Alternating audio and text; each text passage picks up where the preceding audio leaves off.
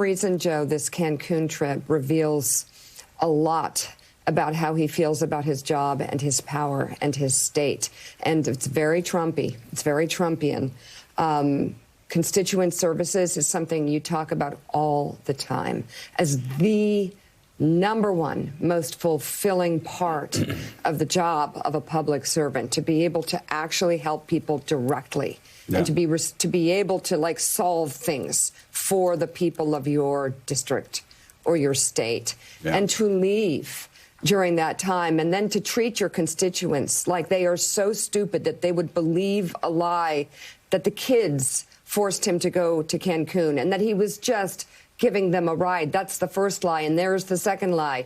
And then the third lie comes out where his wife is texting everybody.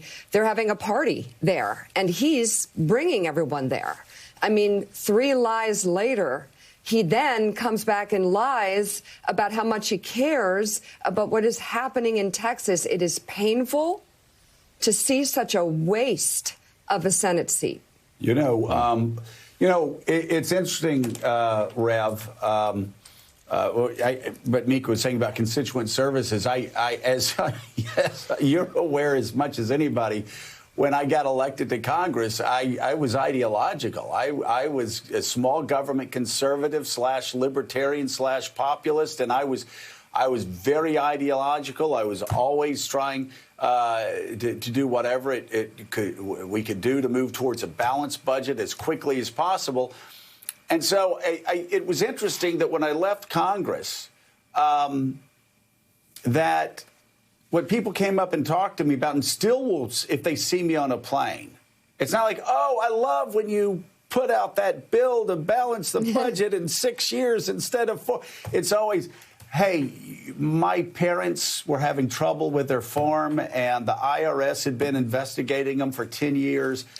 And you talked to my mom and dad, and then you called the IRS. And, you said, and what I said to him was, I said, listen, if you've been there for 10 years. If you're going to arrest them, arrest them. If they've done something wrong, do something. If not, wrap it up, because you're destroying their business. 2 weeks later, boom, the IRS wrapped the case up, acted honorably in the situation. And that happened time and time again. It is the constituent services. And I never thought that the first time I ran, but it's the constituent services. It's the people that you're able to help that actually makes that job worth doing. I was just telling this story to somebody this weekend who wanted to run, and they're very ideological and fire breather. I said, that's great, but the first person you hire is a really good constituent services person in your district, and that's what you drive. That's what you do, because that's what people need the most in your district, and that's what you will find most rewarding at the end of your career. And sadly, that's something I think that too many people in Washington have forgotten. Constituents services comes from a leader or an elected official that has real compassion for the people that they want to serve or lead. I think that the glaring failure showed by Cruz is he really doesn't care about the people that he is representing in the Senate.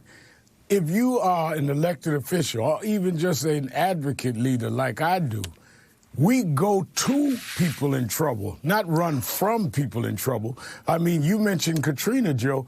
Many of us came from around the country to Katrina. We weren't elected to represent Louisiana. We went to Flint, Michigan. So what shows me about Cruz is how he has the moral capacity to walk away from people that are in the dark, that are freezing, and get on a plane.